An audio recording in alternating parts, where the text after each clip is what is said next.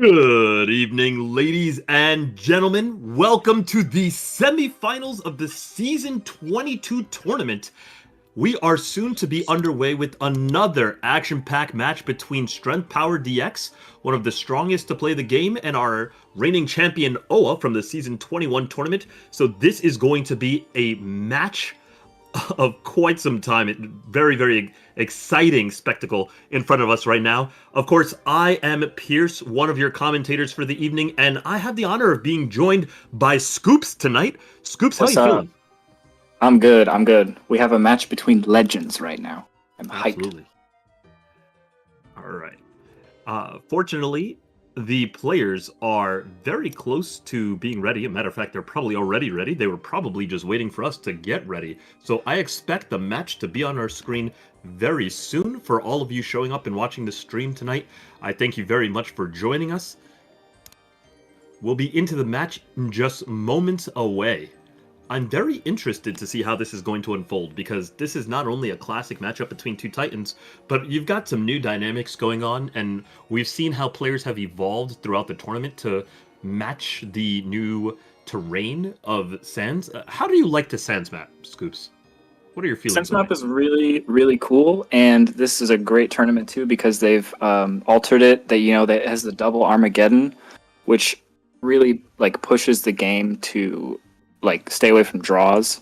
And it's Right. been from all the games I've seen and from the little bit I've played, it's an exciting set. Yeah, absolutely. I think it's very, very action packed as well. And of course, Oa is definitely not a player to disappoint when it comes to action, but he's going to run up into a very, very powerful wall when it comes to DX, who is no stranger to repelling almost anything his opponents can Oh, throw at him. and However, rough. Oa's have had a meteoric rise in terms of his raw attack power. So watching this unstoppable force go up against this immovable object is going to be something I really want to see. We are into the game. Turn one is now underway. It appears that Oa had first move, and he enters with the classic flight to protection shield. However, we have Basically a seen that so requirement. far DX has not been running flight. He has been favoring flightless books, and he opens with just protection shield. Yeah, I think Protection Shield is one of those spells in this set that's pretty much required. Um, I know that you can run like a Sanctuary book and then maybe you don't run it, but from what I've seen, it's yeah, pretty much turn one every time. Well, as to be expected, Oa immediately goes for offensive action. He locks up DX inside a mud ball, and with him trapped in this terrain, we're going to see if he can get some damage here. He'll drop a shock bomb, not make the mistake he made in quarters, descending a little bit too low and taking some damage onto himself, but instead managing to puncture through that terrain and get some shock bomb damage down onto DX, who's spending most of his turn microing his minion. He gates out to safety. Yeah, so the gate does not inherently mean that he is towerless. He could be just trying to hide his book from OA still, because in this matchup, the biggest decider is going to be DX's books. Like as long as he can stay unpredictable, OA is not going to be able to effectively rush him. Yeah, that's definitely true. I definitely think gating out there was pretty good because Oa is very likely to have Pebble Shot or some other form of anti-tower technology, and trading a tower for a gate cooldown there would not have favored him very much at all, since he was already at an HP disadvantage during to the race. But we do see Blood Bank come out from both of these opponents, meaning that when they do get to trading spells, they're going to have the advantage of lifesteal on their side. DX will buy himself more time. We see he has a little bit of a slower plan with minion-based gameplay since he summoned the swarm earlier, so he's very happy to stick a tree and invite Oa to spend a few turns blasting through that. DX, though, pops Healing Spores, gets himself back on his feet, and decides to go straight. And Oa decides warping straight back at him, looking for Flashable. offensive gameplay. Do we see Arcane Bomb? We do see Yeah, Arcane Bomb. That HP trade is good going to work. go in favor of Oa, clearing the path between these two. Mm. There we go. One thing about this set that is very interesting is the way that these bricks are laid out. Movement is actually very difficult in between the layers. Yeah, It's going to be a little interesting watching DX try to recover from his HP deficit, considering that he is flightless. It's going to be really hard for him to actually get to ranges where he can't be contested. And Oa, just in time, comes through, just as we mentioned before. Tower is not going to stand up to Pebble Shot, so DX basically cycles a turn. He lost the slight HP lead, losing Mud Ball to Arcane Bomb. He lost another slight HP lead, losing Clock Tower to Pebble Shot. And Oa is just back up, chasing after him, cast Flight. He's not going to be able to make it all the way to DX this turn. I'm expecting Protection Shield to come out, though. No, he's going straight for the jugular. Blow him a hole in this wall, and after this man. Yeah, I will say the HP deficit here, it doesn't totally matter as much as resource depletion right now. So OA has already used 2 Mud Balls. And yeah, DX's strategy right now is he's going to keep teleporting opposite sides of this map and try and get OA to waste resources. The Shock Bomb is an unlimited resource, and it's going to deal a lot of damage. It actually might knock him back into his form here for some bonus points. It does indeed. Bomb is 4, by the way. You know, you're saying that he's going to warp all around the map, but I'm not too convinced that he can just afford this kind of HP deficit. Right now, we've got 275 HP on Oa. We've got DX at 125. Now, he does recover a tiny bit because his Blood Bank is active, but Arcane Bomb's going to come right back and answer. And DX is going to be the one to run out of Mud Balls very soon. Boom! You know, he just can't keep this up. He's going to have to figure something out, and his gate is 2 turns away. Meanwhile, O is hunting him down. There's another Mud Ball, but is this really progress? To me, seems like DX is possibly struggling a little bit here to find an answer. Maybe. It's hard to say. DX is such a tricky player. OA is definitely putting the pressure on right now. I'm curious to see what the rest of DX's book is, though. Because he hasn't even shown a tower yet. No, we did see Clock Tower. It got he got D-towered by Pebble Shot on the previous turn. I mean, on the following turn. So we do see Clock Tower here. We can expect Pebble Shot to come. That's going to be plus 10 HP at the maximum for Oa here if he lands it clean. He does land all the bonus points here. And now Gate should be available for DX's turn. He does manage to use his minion to take out the Blood Bank of his opponent. But Oa doesn't need his Blood Bank right now. He's got a massive HP advantage. And Oa is known for casting Whisper Bomb too, so it's really, really dangerous. Yeah, DX has to be thinking about Whisper Arrow right now. Yeah, excuse me, Whisper Arrow, not Bomb, yes.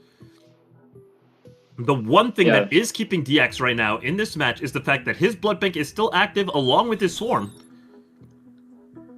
There's a gate. I'm willing to bet Oa's just going to gate after him. DX doesn't have Mud Balls to stop him forever.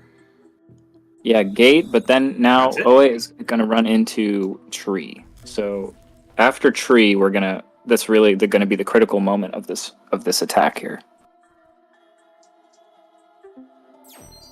Great prediction there. Pharmacy does come out from DX, and with no gate available, has Oa been slowed down sufficiently? Remember, Whisper Arrow is available here.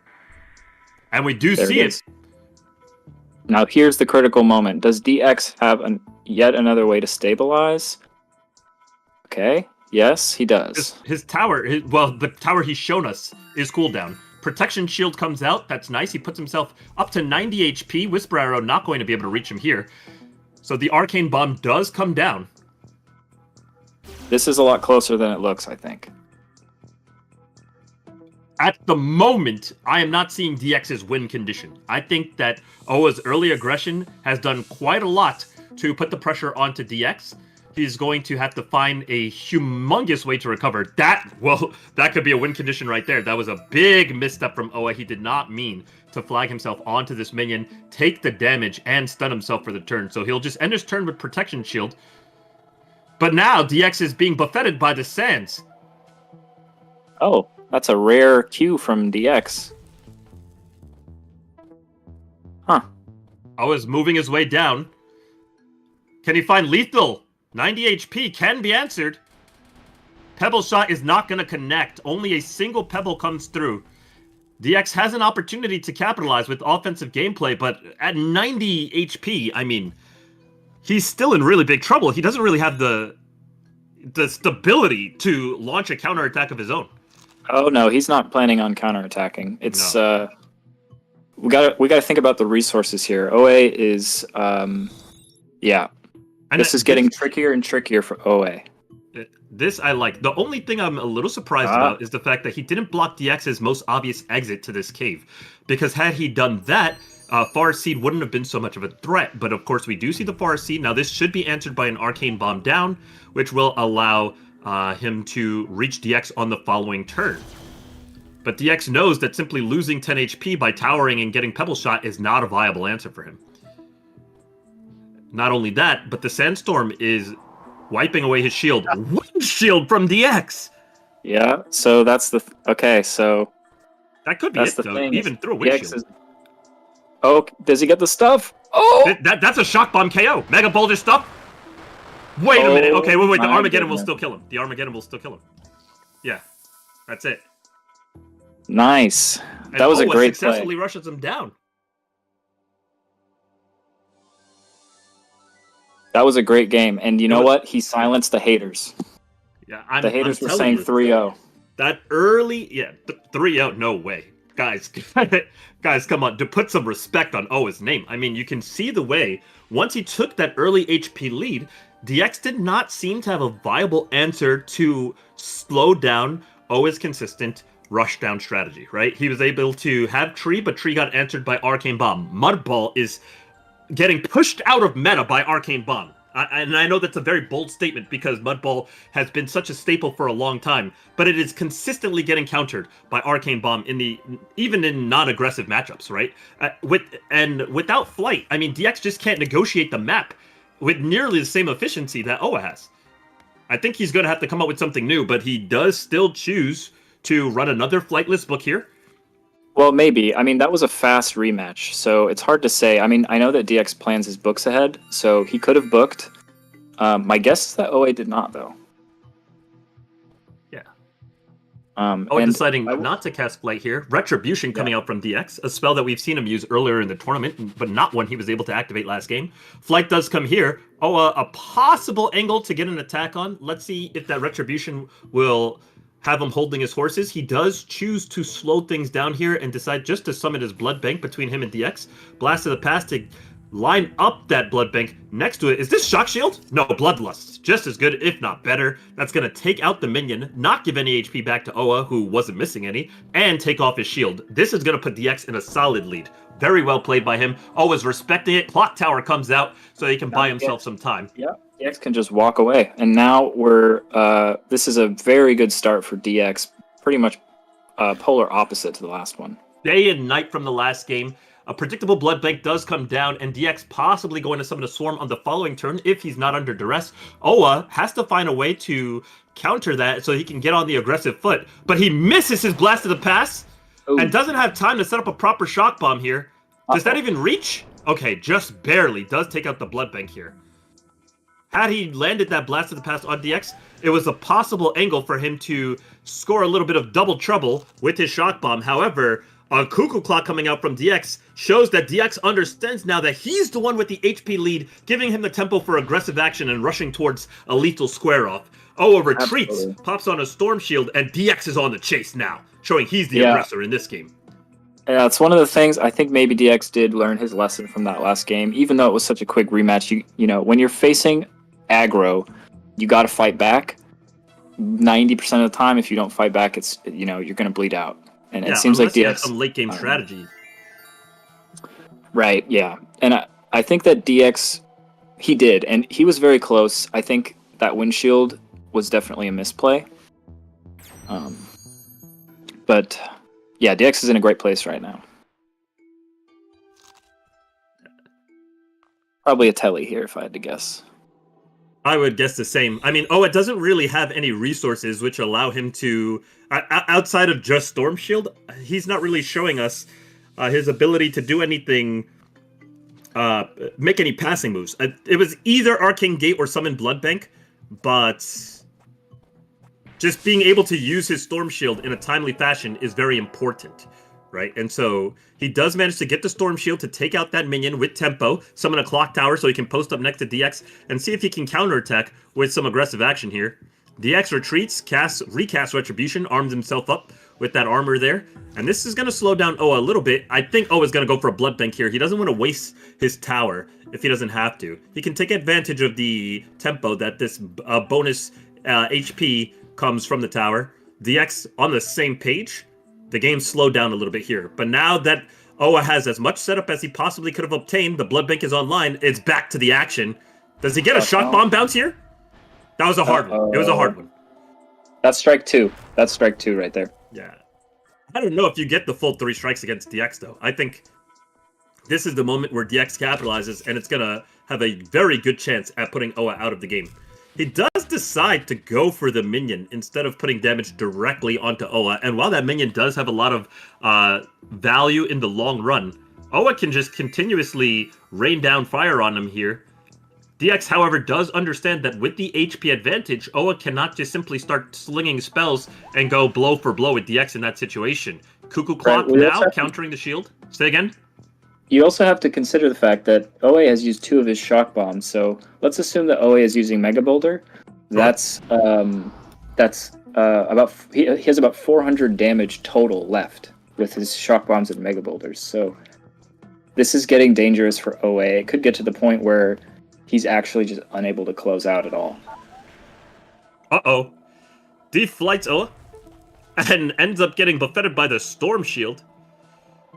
Now, what you said about limited damage is true, but you also have to remember that the stage itself is going to have something to say about damage when it comes to these sands. So it's possible that Oa will find back some of that damage if he gets a really good sync, if he gets some good lineups with the Armageddon and other such things. However, right now, he doesn't really have the means to push DX into the position that favors him, and I think that's going to be a real stickler for him.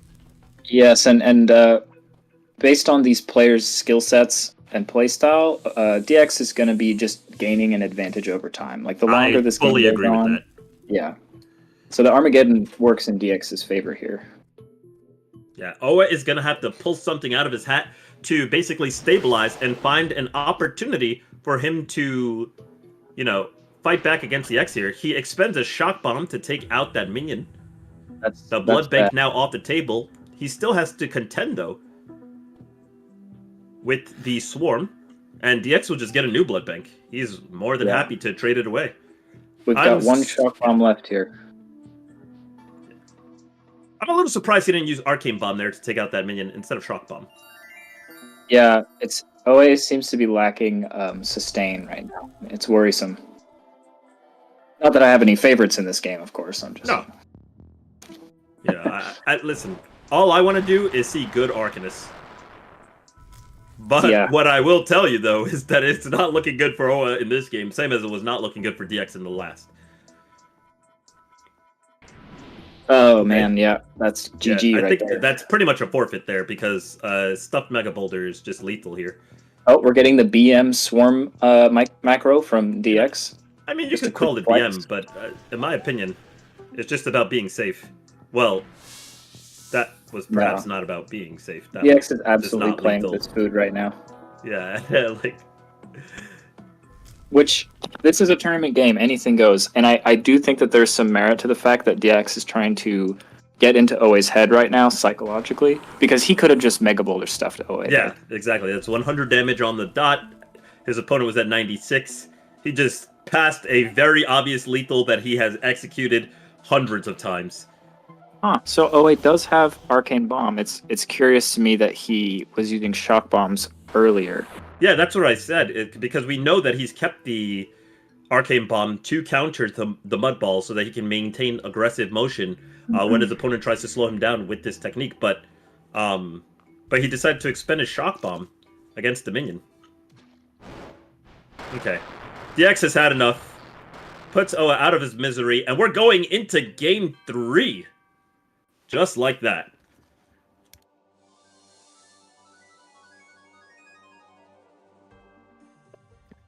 Yeah, no, this is a critical moment here because one more game, right, and it's over for OA. So he's really got to... No, I mean, that really counts both ways. One more game and it's over for DX as well. Don't forget, Oa took that first game very strong. Wait. It's 2-1 right now, yeah? No, the score is tied up 1-1, brother. Oh. Oa took the first game, DX took the second game. We're on game 3, and it's a best of 3. So right here, this is winner takes all. Right. DX opens up with the predictable protection shield.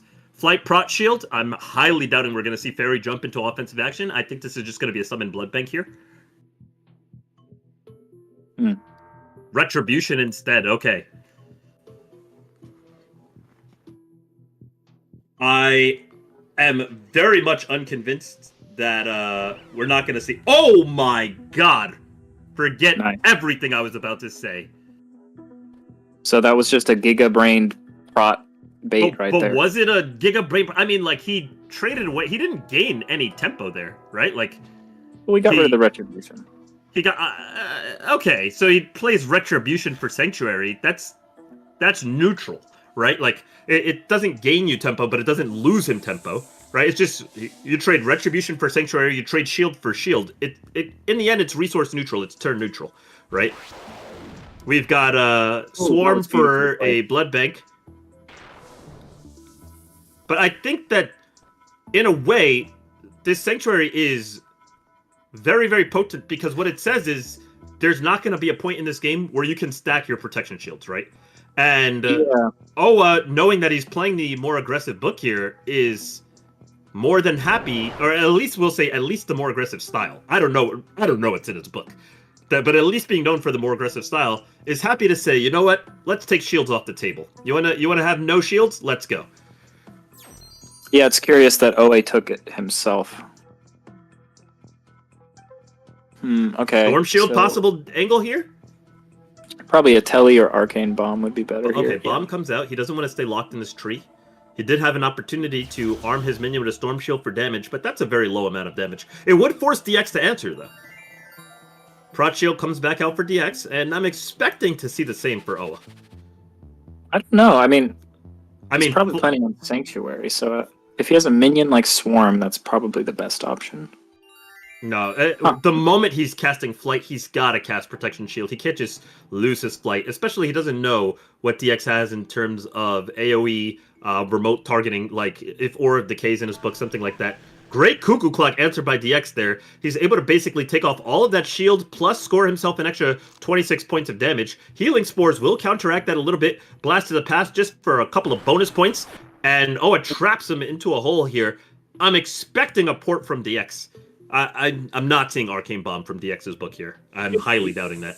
No, but DX is saying, you know what? I'm nice and comfortable right where I am. You know, I've got my shield on. I've got the HP lead. You don't really want to break this. I don't really want to break this. And Oa's like, you're right. I don't really want to break this. Hold this Whisper Bomb to the face, DX. Oh, there goes his shield. He's stuck in a nice little hole. But DX does have the minion to keep the control. He's befitting the storm spirit of Oa right now.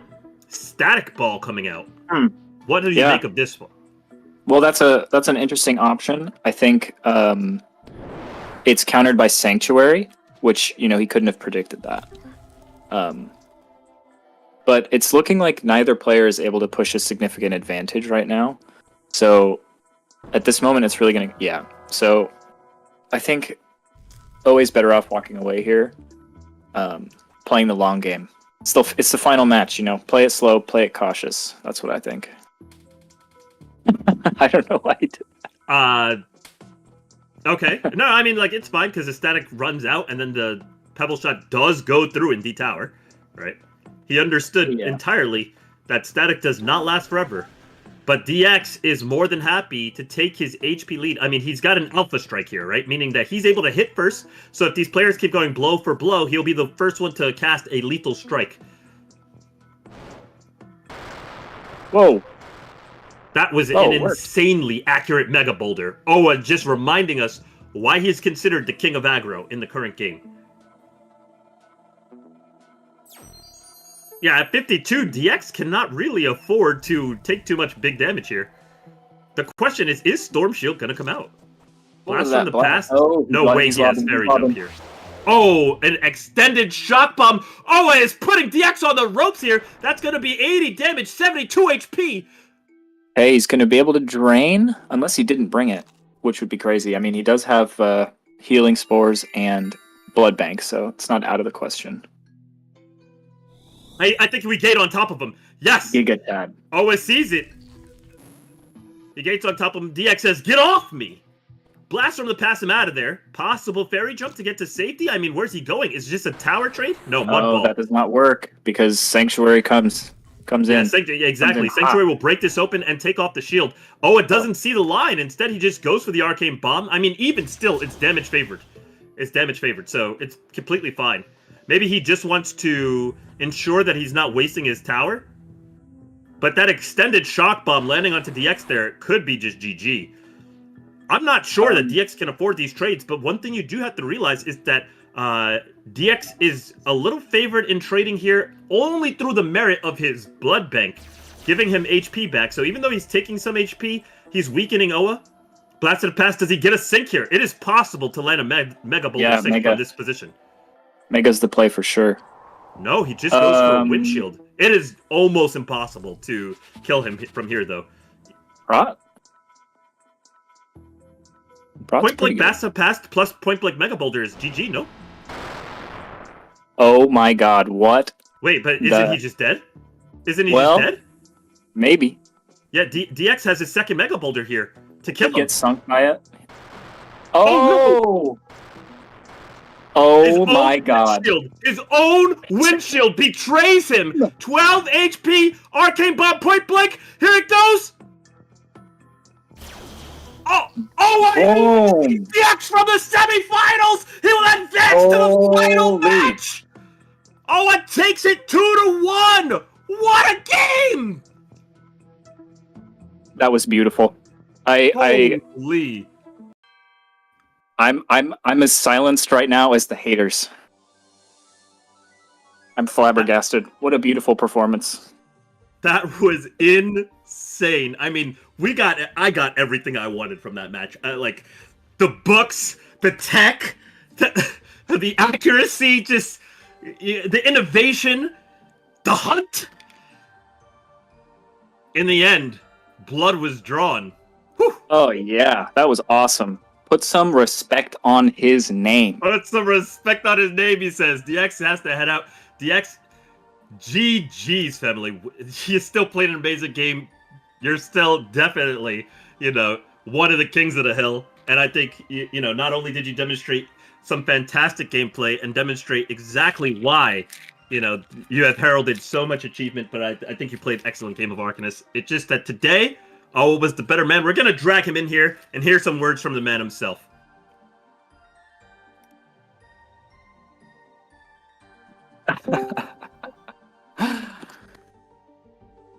All right.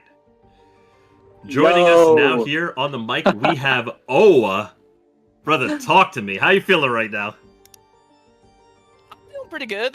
I didn't even that was tough, dude. I feel like I played very well, and I'm happy about it. But those were some incredibly close games. Oh my god, they were. Dude, congrats. That was fucking awesome. Oh, freaking awesome. It's okay. Don't worry. Listen, I mean, that was a roller coaster of a series. Let's walk through it one by one. I'm sure that Scoops has some questions. I have some questions.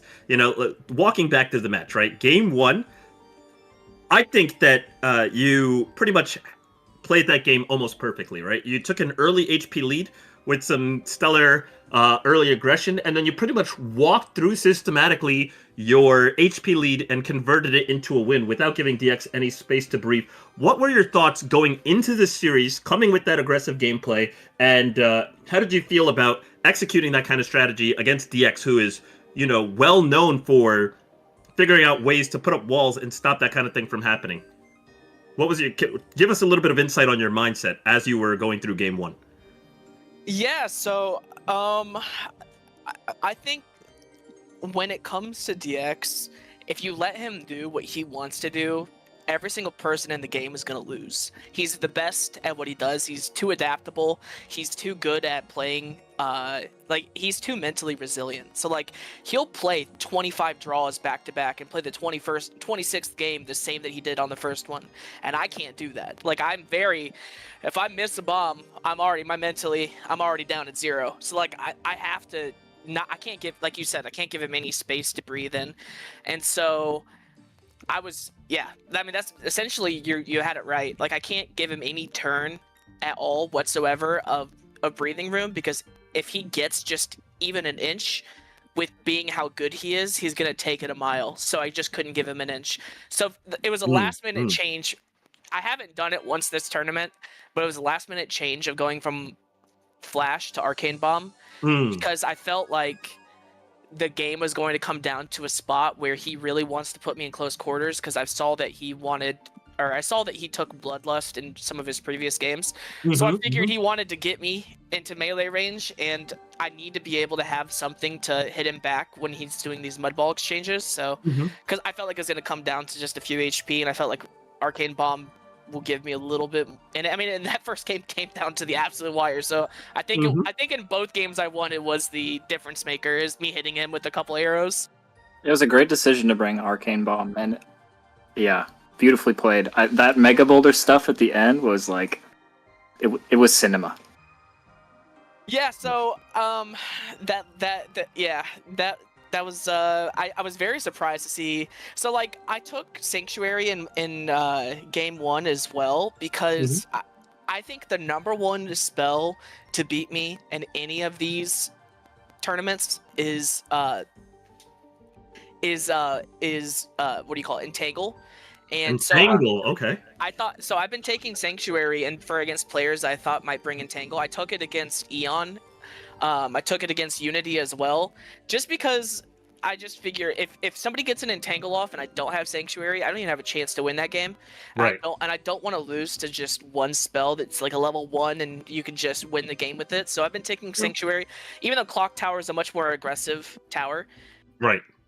But he used it so late that I had no use for it. I don't even know if I towered in the first game, because I had that HP advantage, because he set up the shock bomb in the first game, and he was kind of playing on defense the rest of that time. And you said it perfectly. In games like this, you don't want to leverage your spells against players when you have an HP advantage like that. You want to leverage your health. So Yes. like, Yes. health is the most important resource. So like, Absolutely. I want Absolutely. I want to put him in a spot where he feels he has to damage me, not play defensively, but he feels he has to damage me, because then I can just we can play the trade, and I have more health to work with.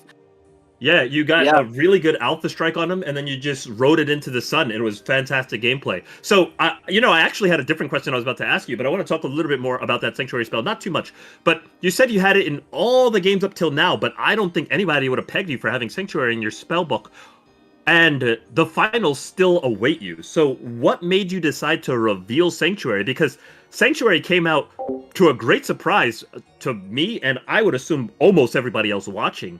And it was just only after like Protection Shield versus Protection Shield goes off, and he casts Retribution, and then you cast Sanctuary, and we're all just like, oh my god, what the heck, right? But do you really think that that situation warranted a Sanctuary?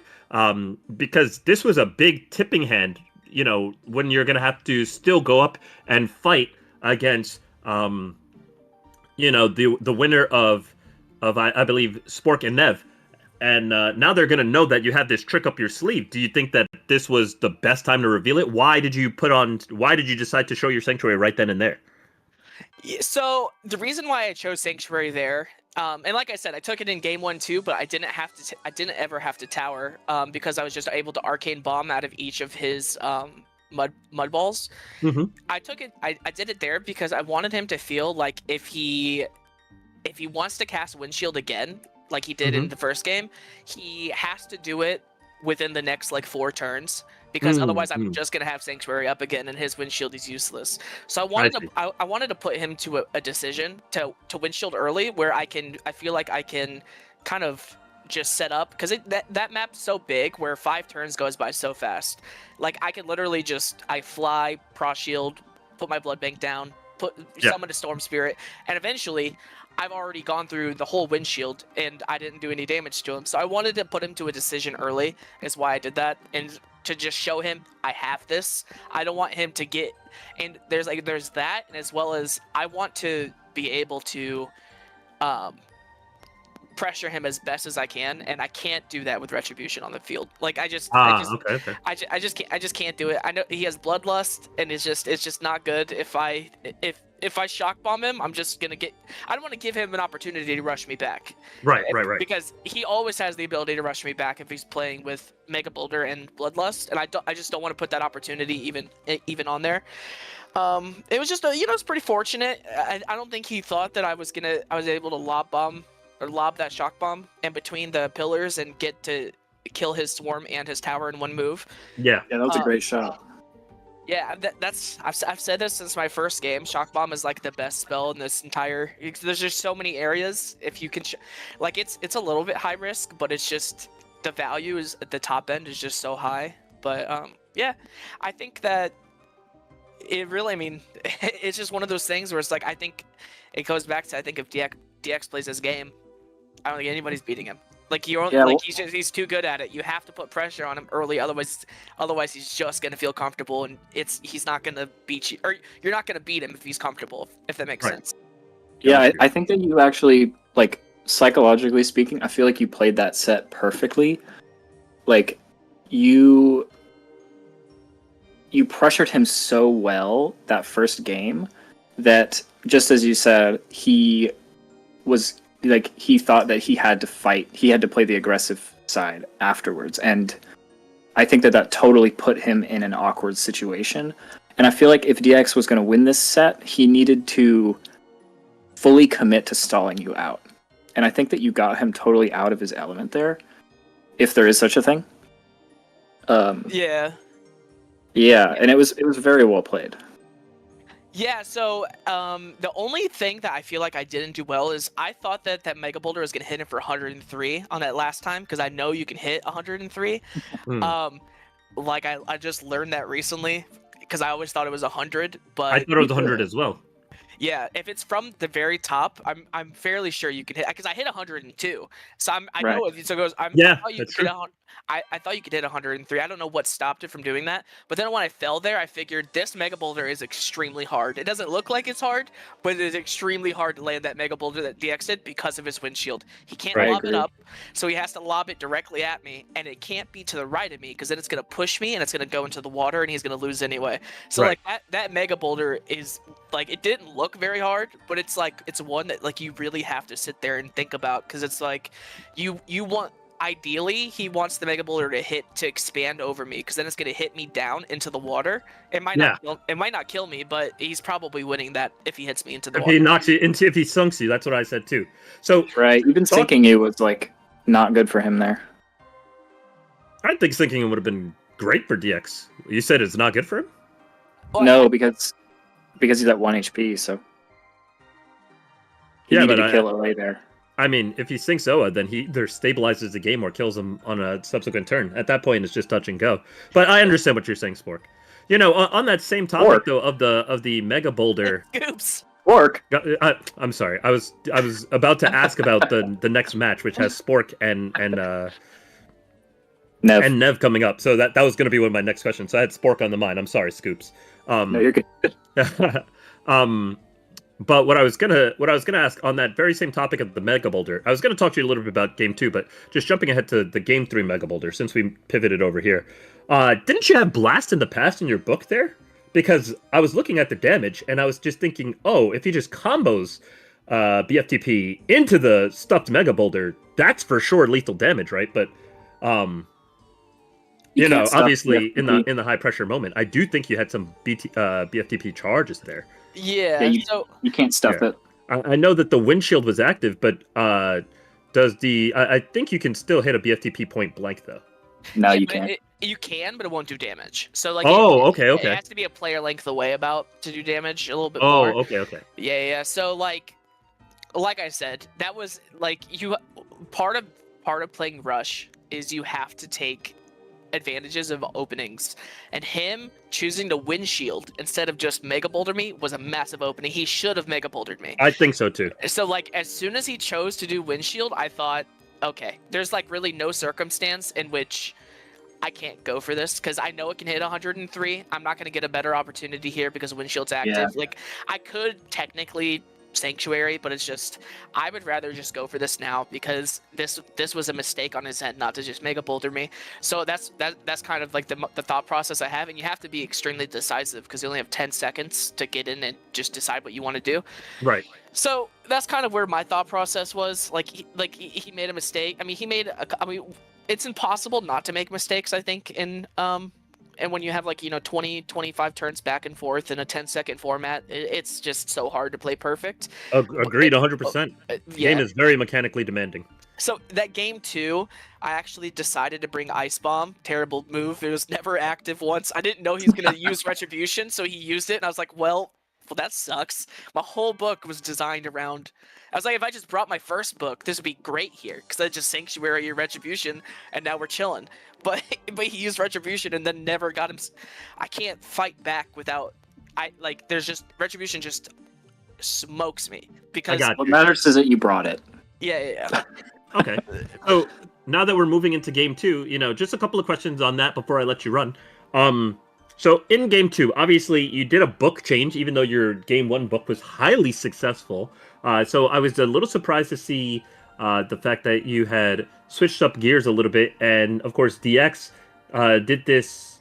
Basically, he was able to find his early HP lead and leverage his health as his resource and kind of push you into the corner and wipe you out of the map. But there was definitely a breaking point where he had lethal damage and he just chose not to kill you and dragged the match out a little bit longer. And I'm sure you noticed, right? Obviously, you kept swinging and fighting as much as you could, but I'm sure you noticed.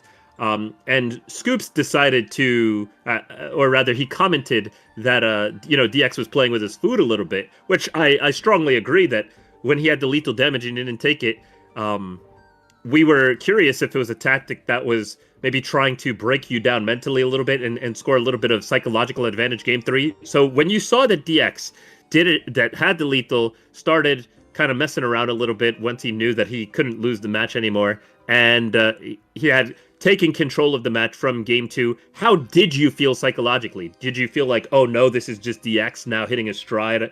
Did it kind of break you a little bit, or did it just reinvigorate you like, oh, he's not taking this seriously, I'm gonna win? Like, what were you thinking there? So I actually thought that I made a decision in my head there in that game, because I thought as soon as he bloodlusted me, I thought there's absolutely no chance I'm winning this game. And that was right. Like turn 3 that he bloodlusted me. I said, okay. So I tried to get as much spells as possible out of him to see what he might do. But he's one of the best of all time. He doesn't really do any more spells than he has to do. So right. it's hard to get that out of him. But I did notice that he has a propensity to do what all good players at this game do, is when you summon a minion, they kind of just drone toward it to kill it or stop it because they know how strong they can be. But for me, if I summon a Storm Spirit, I am never going to use it. I'm not saying that it's smart. And I'm not saying that it's smart not to use it. I'm just dumb. And so I summon it because I have nothing else to do. I noticed they put a swarm on it, and I'm like, if he puts the swarm on me instead, it's just straight up better. It's so good. I'm never gonna use the Storm Spirit. It's just gonna sit there. So seeing it that he kind of is his training and his high skill, and kind of betrays him in that aspect against me, because it's you definitely just want to go for damage. You don't really want to play this a minion game, because I'm never going to participate. So you're automatically winning the minion game. But yeah, that's smart. But yeah, I was just kind of trying to notice a couple of things. It didn't affect me psychologically because I had already conceded the game on turn 3 when I realized that he cast Retribution, has Bloodlust. There was nothing I could do. Yeah. So I was already thinking toward game 3, and I thought, okay, I kind of want to change my book. And so also too for game 2, I had Scatter Rock as well, because I played against. DX has played against me a lot and brought Fortress, and I just thought that might be something he does. Fortress, Windshield. I was incredibly surprised to see Static Ball, because Static Ball is honestly not that good at stopping damage from coming through. Right. You have to spam it within this Static Ball sphere in order to really actually stop the damage. So if you try to gain any tempo on it, it's just not that good. Plus, I could have easily, Bloodlust is an incredibly popular rush spell. I could have easily brought Bloodlust myself, and if you cast it, you're losing so bad. Yeah, you lose so much tempo when you just Pretty Cast much. Static Shield and your opponent gets a free Bloodlust turn. Yeah. Yeah, so You had like I was. Sanctuary too. Yeah, I did. Yeah. So like, I mean, it's kind of hard to like. He'd have to cast it. I'd have to cast a spell into it immediately, and then he would know that I'm trying to sanctuary it because why would I not do it until the turn it expires? It's so like, it's kind of one of those like mental games. But like when he did it, it kind of felt like he wasn't trying. It was like a he wasn't committing to it because he didn't cast another static ball. The moment that he didn't cast a second static ball into the first one, I thought he's not actually committing to using static ball as a way to stop rush. It was just for a turn.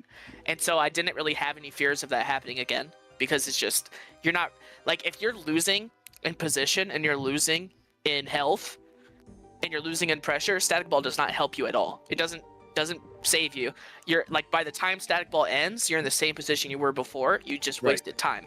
So like it only really helps you and if you have like two swarms out and you're able to static ball and then use this like you have to have something outside and he didn't have any of that. So I wasn't really worried about that either. I also feel like his use of windshield was questionable, honestly. Like he immediately lost both of his games when he cast it. What do you think about his windshield? Yeah, he definitely needed to use it when he had more health. Like windshield is best because essentially if you cast windshield with my book, the only thing I can hit you with is arcane bomb because if you arcane bomb the windshield, the arrows will still hit through as long as the windshield blocks the bomb. You get 3 turns of me not hitting you. You get to do whatever you want and I would say that's way more important at like 200 plus HP than it is because it's like if you windshield close to me, like both times he windshielded close to me and mega boulder suicide range. I don't care about windshield if I'm planning to mega boulder suicide you. Go ahead and windshield. It doesn't stop anything that I'm doing. Yeah. So like, yeah, he definitely needed to do that when he was higher health, but I think that spell is absurdly strong against Rush. You just have to like you don't want to use it late. You want to use it as it's basically lets you set up for free. Rush, like my whole thing is about I'm stopping you from setting up. I'm getting under you and I'm stopping you from being able to enact your game plan, which requires setup. Windshield says I can just set up anyway and I don't have to worry about any of that. So yeah, I think I agree. It was definitely and it's like that's what Rush does, man. Low time setting. If I'm pressuring you, it's hard to think clearly like that. Yeah, that's true. There's a big time pressure on. Also, he has to know once he showed it the first time after that retribution in game 2 that you had Sanctuary, which is definitely going to put a big damper on the windshield as well. So, there's a lot of factors going into how effective that spell could have been on you. And once he saw the Sanctuary, he must have realized, oh, retribution stock just went way down, windshield stock went way down. I'm a little surprised he didn't take more time to think about his game 3 book a little bit more and that you guys hopped straight into it. But you were able to recover there and come out strong, and now you're moving on to the finals. So speaking of finals, we're going to talk about the finals. We're going to talk about my final question. Next up, as soon as you exit the call, we're going to be lining up Nev versus Spork. And those are also 2 incredibly accomplished players. Who would you like to meet in the finals? Out of those 2, probably Spork. There's nothing to say to either both some of the best players the game has ever seen, but Spork plays so similar to me, I think it would be very interesting to watch. He and I have an incredibly similar play style. He's a lot better, but it's still at most of the aspects of it, but it's still very, very it's dynamic and it's just like 2 people punching each other in the face. Whereas like Nev, well, he can rush back. He also has so many books. I know that I just don't want to fight them. And we're gonna get in, and it's just like he's gonna have some weird like 4 tower book, and I'm just gonna be like, all right. Yeah, Never's a trickster. Yeah, he's very good at he's very diverse. Like versatile. Okay. Well, I have one more question. Please go right ahead, Scoops. What? Oh wait, what did you have for breakfast? I didn't have any breakfast today. Oh my god! And you still won. Breakfast of Champions, no breakfast at all. Yeah, no, I just got back. It was just I haven't really eaten anything. That's probably what I'm gonna go do now. You are simply built different, my friend. I appreciate it. Constructed alternatively. Oh, and thank you for joining us here on the broadcast. Once again, congratulations in your victory over the legendary Strength Power DS and your advancement into the Season 22 Tournament Finals. Yeah, thank you. I appreciate you having me on as always, and I'll be sure to tune in to Nev versus Spork. We'll see you very soon, my friend. Take care for now. Thank you. Later. Bye. Well, Scoops, that was quite the honor getting a chance to talk to right after his victory there. And, you know, a lot of people were definitely sleeping on him, you know, and not for nothing. I mean, his opponent was DX. And for good reason, DX was favored to win this tournament. But I think right now is the rise of OA. I mean, he performed to such a high degree in the last tournament. So if I'm not mistaken, he's actually the defending champion, right? I actually can't remember, to be honest. Yeah, I believe he. So the defending champion from season 21 was Union, but in LTS. Union. Oh, my fault. That's right. Union. In LTS, DX has won the past. Before the season 21 tournament, DX won 3 in a row. So yes, yeah. That's right. He didn't participate in S21. Thank you, Ink. I actually completely Union. Why haven't I not seen Union around actually? But yeah, Oa was a finalist. That's right. He fell to Union in the finals, but Union was able to topple him in the Seas tournament. All right, but It does look like we are getting ready to move into our other semifinals match. I do think that OA taking this game from DX is very exciting for the rest of this tournament. Agreed. I mean, I think it's very exciting for Arcanist in general, even outside of this tournament. I mean, I do agree that it's very exciting for the rest of this tournament because now, if you ask around, okay, well, who's favored to win the tournament now? I mean, the ball's in the air, you know? Yeah. Yeah. But even after that, if you're just talking about what the current state of high-level Arcanist is, you know, even that ball's now up in the air a little bit, right? The Kingdom of DX is, I won't say crumbling, but there's a crack in the armor there. Well, no one is infallible, you know? Yeah, absolutely. I mean, and don't get me wrong, I still think that DX, beyond extraordinary player, has accomplished things that no one else in this game has accomplished, and some people speculate no one else in this game will accomplish. But it is showing that there is room for other players to rise up and show that they can play on a comparable level and bring something interesting, to the competitive scene, to both in tournament and on ladder. So it's going to be really fun to continue watching how Arcanist evolves in the coming months, even after this tournament is over.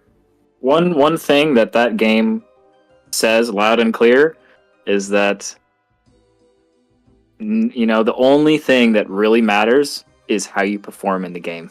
Yeah. Speculation, who's going to win, you know, you can never be sure. Yeah, absolutely. It also demonstrates like that performing in the game, having good, nerves of steel, excellent mechanical skill, quick paced decision making, thinking in, just seconds of time to act.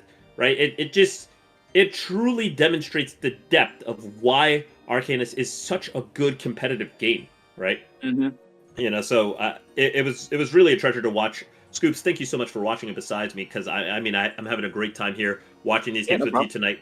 And talking of watching games, it looks like we're going to get to stop yapping so much, and we are into the next game. Nev and Spork have finally queued up. Turn 1 pops, and Nev is taking the standard opening. Oh, I spoke too soon. That is not a standard opening. Flight protection shield does not come out. It's flight into half map. And then a living tree, but he's immediately punished. His flight's gone. Ore of Decay is in Nev's book. Take a closer look at Nev's outfit real quick. This is some psychological warfare. He is holding a bronze cup. That is a 3rd place trophy he's holding up there. All right.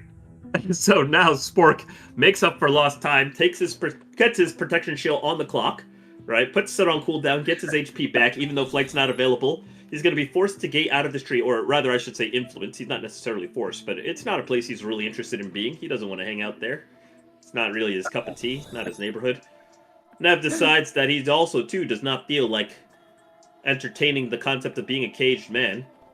Spork, in the interest of time, will jump straight through that Aura of Decay. He's got his shield armed after the Aura came out, though, which means it will not stun him, and drops a Swarm as well in order to put some pressure down onto his opponent. Now Nev decides to get active himself, and finally he will cast his own Flight Protection Shield here, knowing that his opponent is going to have a difficult time chasing. So we see a lot of deviation from the standard opening line of this tournament. That's a semifinals for you. Yeah, I'm sorry. I'm still that outfit is so funny. He's like, he probably spent more time working on that outfit than he did on the books here. Well, he definitely spent some time working on his books, because we do see a Spork coming out with a solid portal grab, and then the traditional answer of Swarm into the portal to thusly block your opponent from utilizing the portal and allowing your Swarm to control it instead.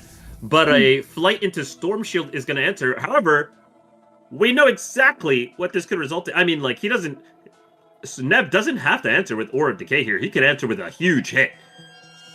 Okay, he does choose Aura of Decay. His opponent's going right back into that portal. He's going to get hit here, but there is some remaining protection shield from his last rotation, and that's going to mean 3 HP is going to let him maintain this flight. Does he get the shut off? Clean Cuckoo Clock. He actually takes 2 of the 3 clock balls as collateral damage onto himself, and that's going to be a big, big cost, because it gives Nev the opportunity to launch an Alpha Strike. Nev does not take it, okay? Despite the fact that he's got the high ground, despite the fact that Spork put damage onto himself, Nev decides not to strike back, and of course a very clean Drain Bolt there is not only going to heal Spork up to nearly full damage, but it's going to sap away almost all the resources from Nev, putting Spork in what I would say now is a commanding lead. Well, yeah, the thing to know about this matchup is that both of these players are super experienced, measured players. Like, neither one of them is going to recklessly charge the other here, and based on what I've seen of their books with the Portal gameplay, they are both going for a patient assault right now. This is probably going to be a longer match than the last 3 we saw. Well, definitely, I would say that Oa is not known for having long matches, and here in this LTS format, I was not expecting it to go too long, but the Armageddon is going to start speeding things up for us on this coming turn. Okay, that was a great spot for Spork, for the Armageddon to drop.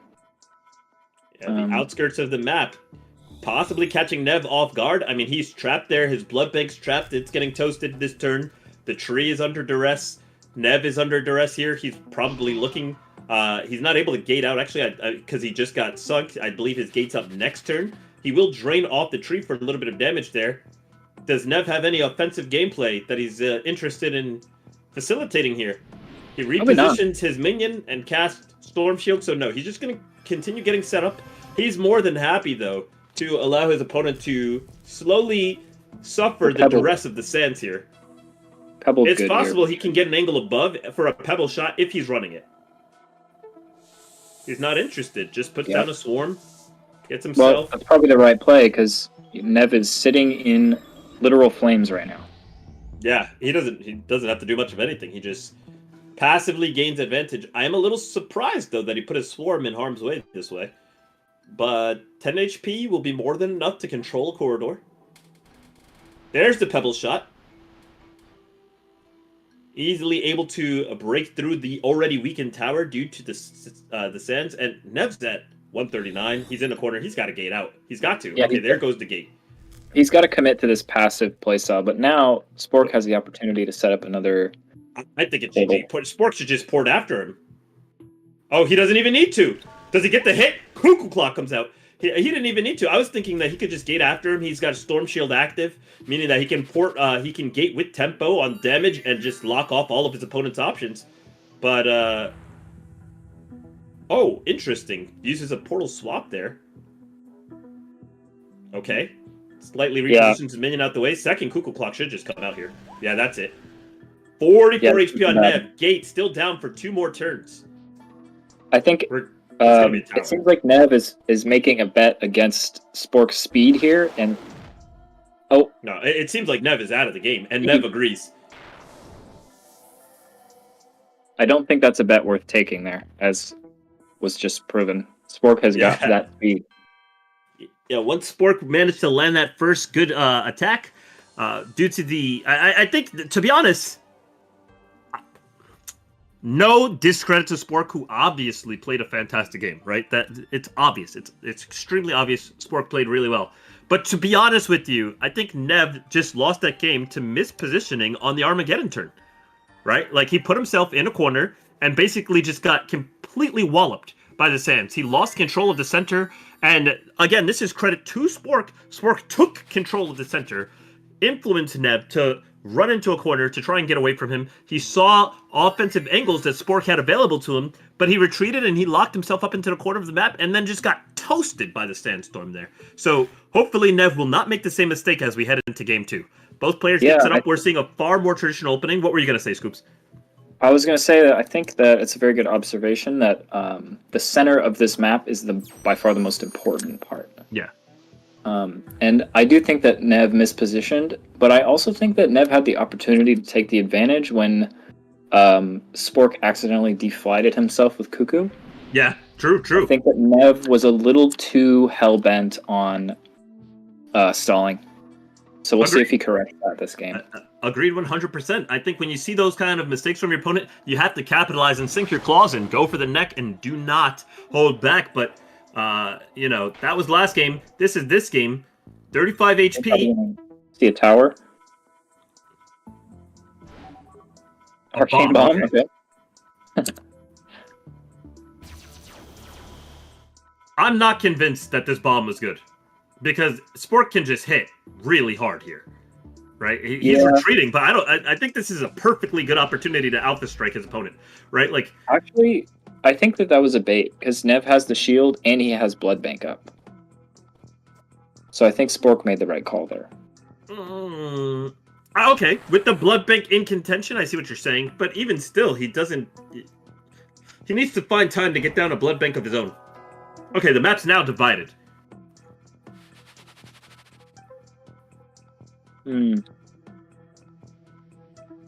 Okay, I think that this is the kind of game Nev was looking for.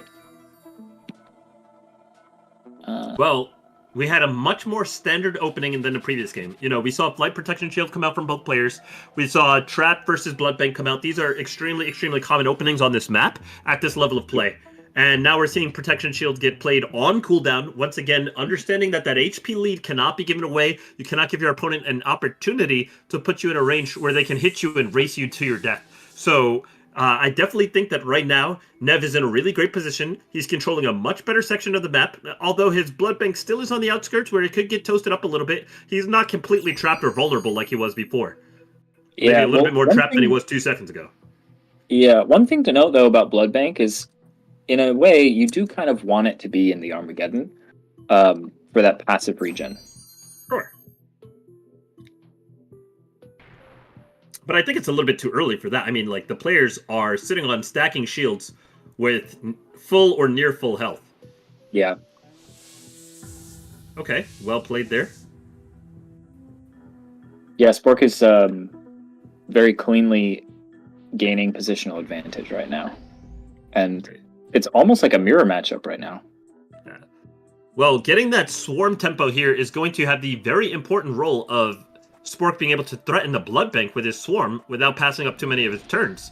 But he doesn't go for it. I was actually kind of surprised. Maybe he just wants to make sure he's controlling the center. He does see the Armageddon is coming next turn, so he might not feel obligated to go out of his way and chase down a Blood Bank, especially that he's already got his Storm Shield up, and he can deal with it at any time easily. Right now, he might be thinking his own minion's HP is more valuable. And we do see that he'll use the tempo of the Storm Shield to go and take out that Blood Bank. But the Armageddon, 1 second, and a Q, so he doesn't even gain any tempo. That's a brutal one. I feel like at that point, he didn't have really any options. Hopefully there was a minion he could have summoned, but... Yeah, there wasn't too much to do. Yeah, it was a relatively inconsequential Q there. I mean, not even completely so, because we know that the Storm is coming up, so even though even not casting a spell, he at least needed to reposition out of taking that damage from the Armageddon. Yeah, I suspect Nev will bank or swarm here. Yeah, almost definitely a bank here. Okay, swarm. Good comms.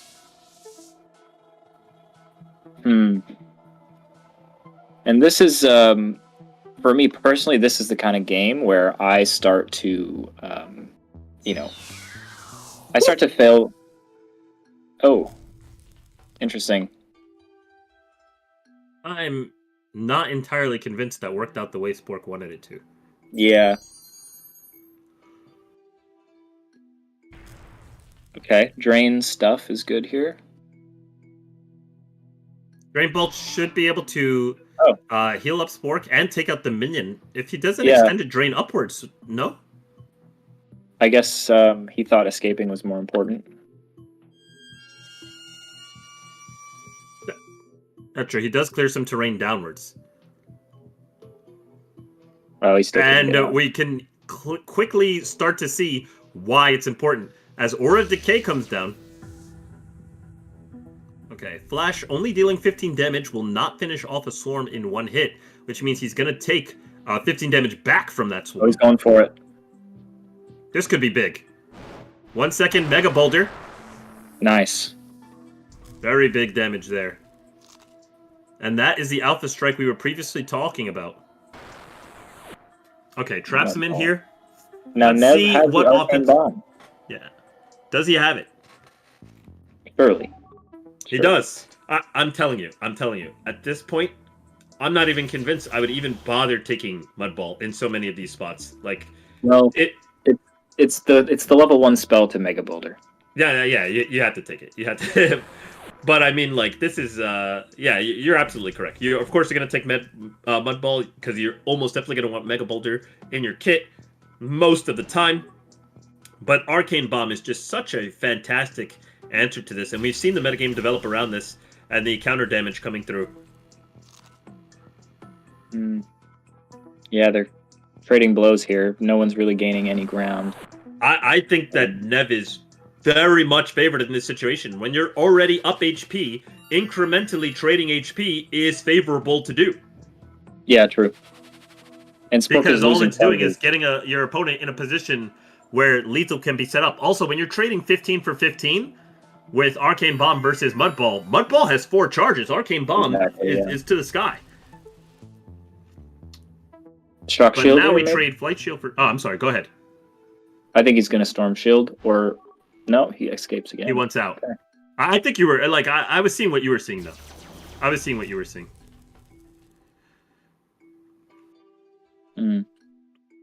Nice. This is going to give Spork a possible angle to launch a counterattack? No, he just goes for a trap. That's Mud Ball, right? Am I counting I do correctly? believe that, it might be his 4th Mud Ball. Actually, no, I think only his 3rd, but why? No, yeah. I think you're right. It might be his 4th Mud Ball here.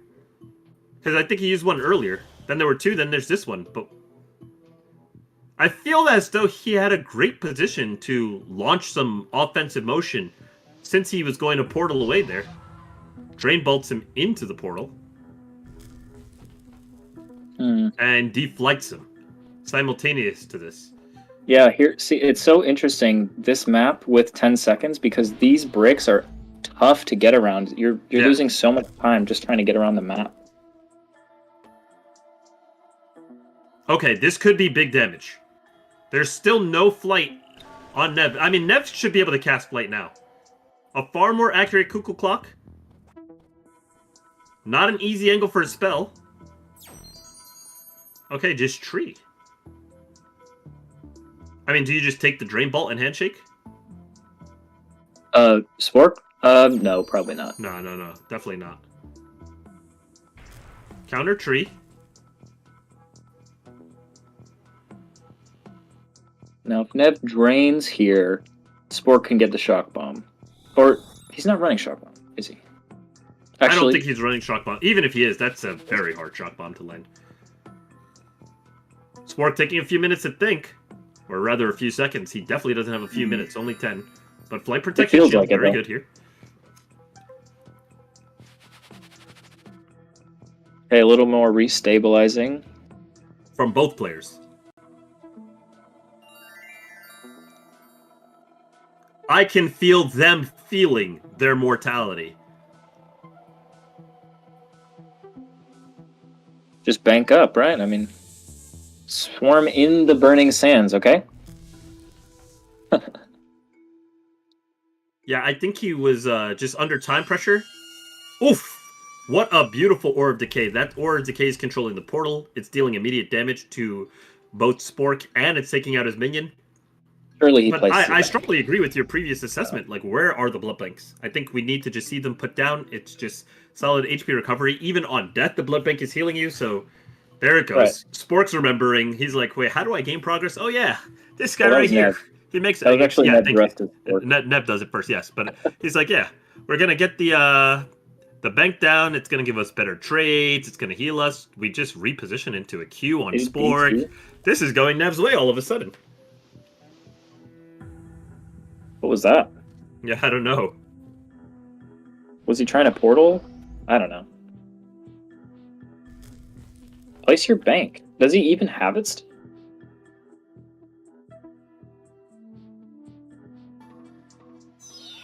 Okay, he does Yeah, get yeah. the portal grab, but to what end? How does That this must be portal why grab he serve? missed his turn. He was trying to Yeah. set that up. He was trying to hit the portal grab last turn. Okay, Tree will cut this out. He's gonna fly over. I mean, he's pretty much has to because he's just under the Mega? Armageddon duress there, and he can't just take infinite damage. Mm. Shock Shield, Drain Bolt, pretty basically good. managing to put himself in an offensive position where he's making some action happen, but his opponent has a Blood Bank active. So right now, I think Nev is in a fantastic position. He's healing 1 billion while putting his opponent in lethal range. Yeah. Now, you might want to go for the flash here. I think you go for the Mega Bolter here. Oh, okay. Oh, well, he... has Spork used both or has Nev used both? They look the same. Can't tell. There's one It's left. possible he'd use both of them. Okay. Drain comes out. Spork is down so much HP here. Where is he going? He'll take to the center, probably going to protection shield here. I mean, I can't imagine. Yeah. Yeah. If I'm Nev, I want a gate right on top of him. Or tower out of this trap. No, forget that. Just gate right on top of him. Let your Storm Shield put in the work. He's already getting buffeted by the sands. Yeah, it's getting tricky. The whole map is on fire now. Right. I want to make sure that the HP pressure remains consistent. I do not want to draw out this... right now, we're going into turn 32, right? There's still plenty of game left, but I don't want to put this in a position where the map becomes difficult to traverse, where Spork finally gets his act together in terms of having his minions set up in a way that's defensive and protected. He stops making mistakes, and he stabilizes, and both players are at 150 shield, right? I don't think that favors Nev, right? I think the longer the game goes, the more his lead shrinks. Yeah. It's hard to say. These players aren't running spells like Pegasus, and I think that HP recovery is actually pretty difficult. There's a lot of space limitation too. Okay, that was a good play by Spork. It was. Nev's got to figure out some way to close the game right now.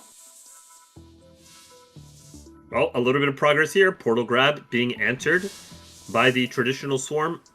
Spork will pay a tiny bit of HP, but gain back tempo with his shock shield. But it's not entirely sure that tempo is what he needs. And I mean, now he's using a turn to tree off his own portal, right? Yeah, that wasn't worth it. Okay.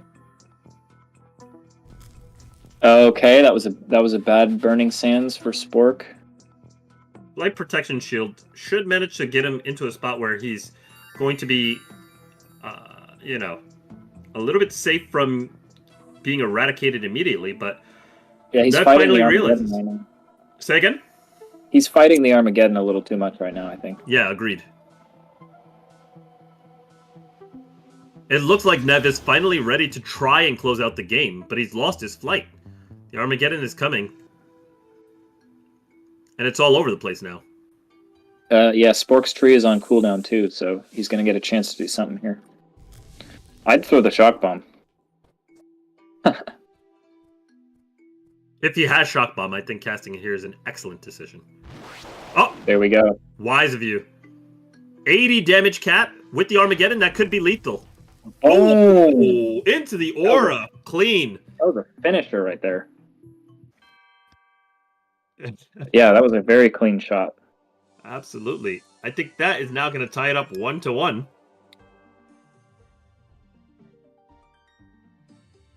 And Spork wants to reassess his game plan. Yeah, it's always a good idea to just like take your time, take a breather. You know, if you're taking the game seriously, you know, don't run in like that. You know? I 100% agree, Scoops. You know, very wise of you to say. I think that there's no way that these players can just rush into game 3, especially coming off a loss, right? Where, you know, there were a lot of angles that were just screaming Nev's victory for many, many turns. I think he won somewhere all the way back, like turn 14, 15. You know, even though the game went to like turn 35, 36, like Nev just, once he had his lead, Spork was scrambling to really find lines that could, you know, reverse the flow of gameplay. And I think that's going to be something essential to make sure that he either gets the lead and holds on to it, or that he's got some scaling that he can work with in the long run. You know, we've seen things like Javelin. We saw him getting completely gapped by just the existence of Blood Bank. I'm starting to really feel that Blood Bank is a must-run spell on the map. I mean, Blood Bank is already an insane spell. I actually think Blood Bank is just like one of the top spells in the game. But, you know, unless you're going to... Say again? Just for low times, I completely agree. Yeah, it's just so ridiculously good. And especially with the high-paced tempo, exactly as you're saying, low times, the high-paced tempo of the game, it's not always the easiest to find a turn that you can just go and dispatch the Blood Bank. And having that solid HP recovery method on top of stacking shields, on top of maybe towers, on top of maybe Drain Bolt, right? Like on top of the players are carrying healing spores so that they can make sure to edge out an extra 60 HP or however much it is. Like all of these are really big factors in terms of making sure that you do not get put below the threshold that you're going to lose the rushdown rate, the break point of where your opponent can just start wailing in damage on you and closing out the game on you. So I think that tricky. Like it's almost a mirror matchup, and with these Flight Protect Arcane Portal books, it's really tricky to even understand when when a player got that significant advantage or not. Right. And I think that's another reason it's really important to just take a breather here and reassess, because especially when you're in a mirror match and you're losing, right? So what does that mean? You know? Yeah, true. Although it wasn't a straight mirror match. Like I mentioned, I think only Spork was running Portal, although it didn't help him too much that game. It's very hard to get good use of Portal while swarms are active. And it looked like only Nev was running Blood Bank. So not a straight mirror match, as I think Blood Bank was a much stronger spell than Portal that game. But we are into the next game, so we'll be able to see the adjustments live.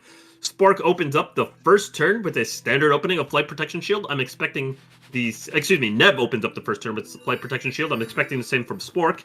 And now I'm expecting Nev to drop down a Blood Bank. Very wise of Spork to move to a place where Tree is not going to devastate him.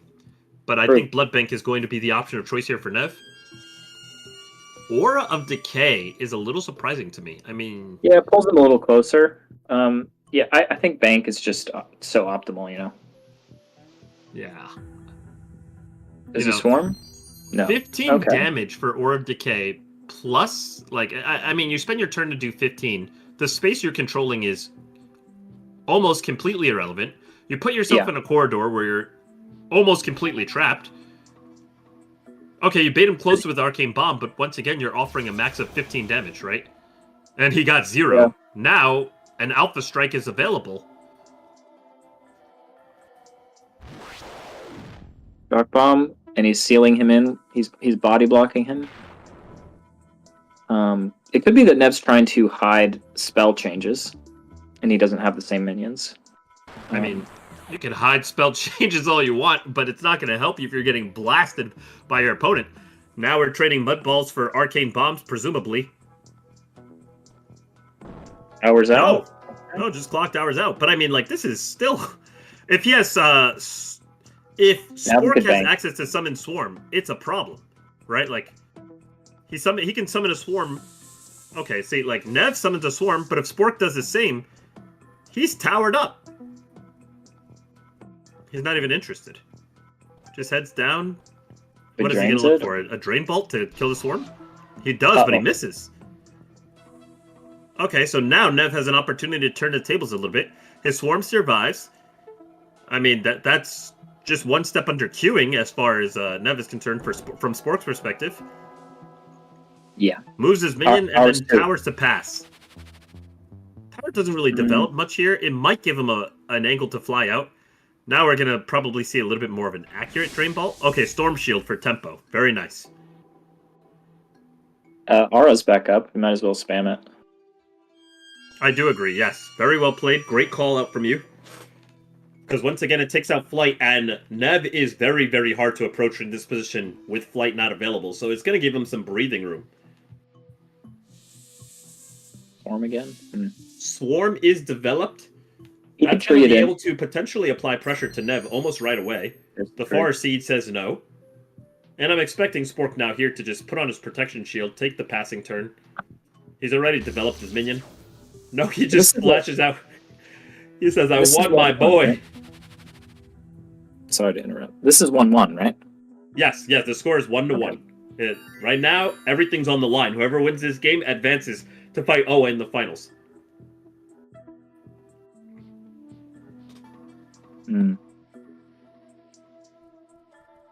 Its minion almost comes to fruition.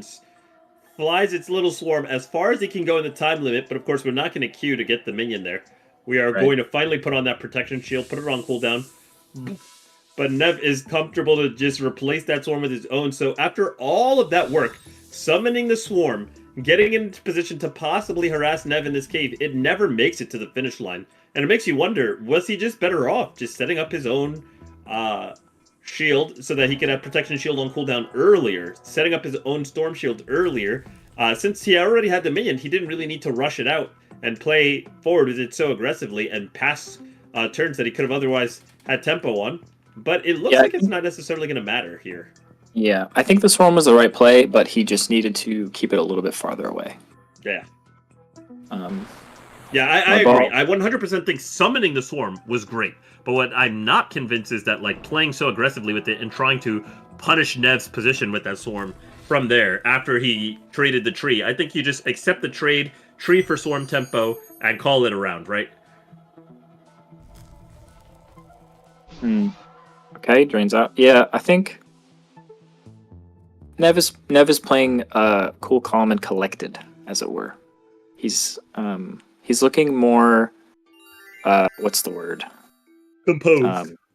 Yeah, nice. Correct, yeah.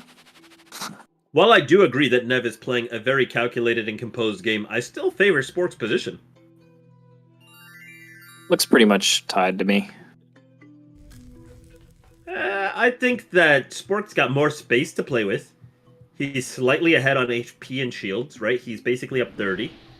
30 is not nothing, okay? A lot of times people look at 30 and they say, oh, 30 is nothing. 30 is not nothing. This is one thing I've learned watching Arcanus, right? Like, every hit point matters. We've seen so many instances, even just tonight, we've seen so many instances, players living 1 HP, 7 HP, 3 HP, right? So you can't say, well, what's 30? 30 is a lead, okay? Here goes Aura of Decay here, putting pressure on both Spork and the minion.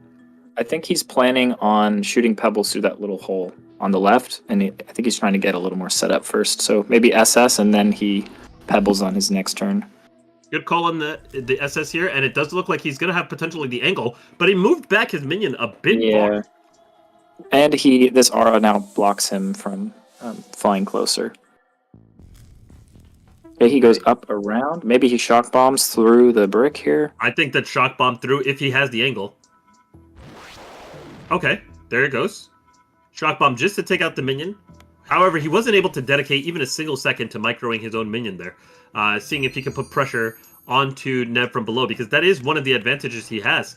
He successfully calculated that this minion can pressure Nev, boom. It tags here. I think this time he just puts it over a little bit to the right instead of going so far. And he agrees. He agrees. Okay, he's like, okay, I need this minion to pressure. The whole point of having it is that he's getting a free 15 every single turn now. As far as Nev decides to stay in this little cave that he's dug out for himself. I think Spork flashed the wrong way there. Oh, fusion. Nice. Yeah, Nev is chilling right now. Big chilling. I'm not convinced. I mean, he's under duress of 15 damage a turn. Yeah, he just cast fusion though. So. True. Yeah, that is true. He does have the fusion. He is going to get some HP back because he's not casting any offensive spells here. So, yeah, flight possible protection shield. There it goes. Okay, Spork. Yeah. Thanks to Aura. Okay, here we go. Shock bomb through this hole. Yeah. There it goes. Nice. That's big damage.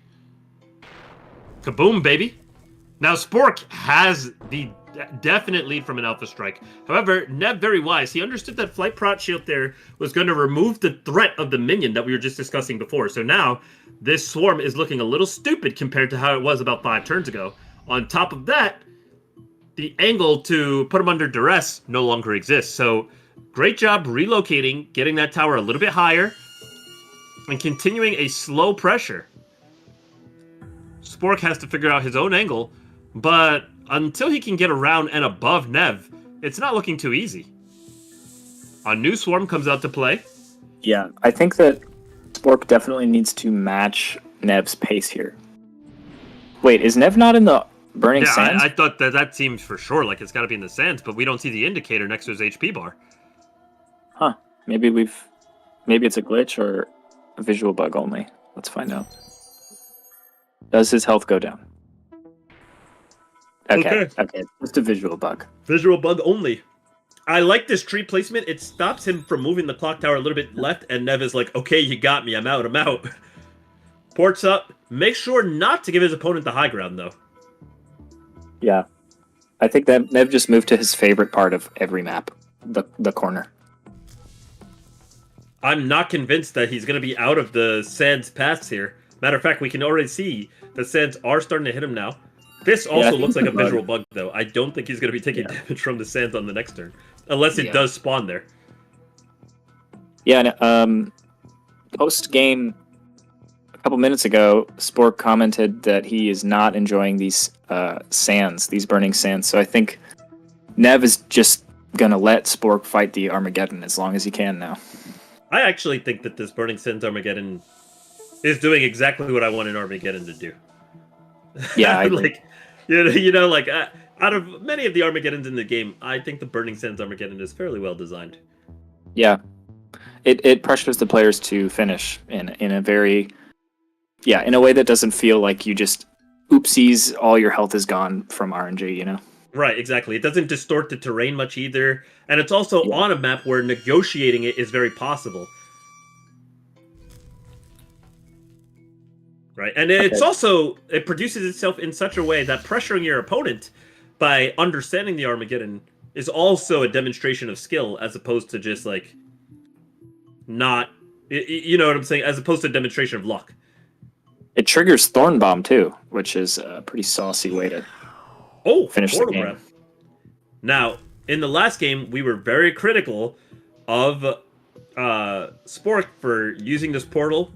Very critical of him for not having Blood Bank. And here, once again, we're seeing Portal come out. But is he going to be able to make something happen with Portal this time?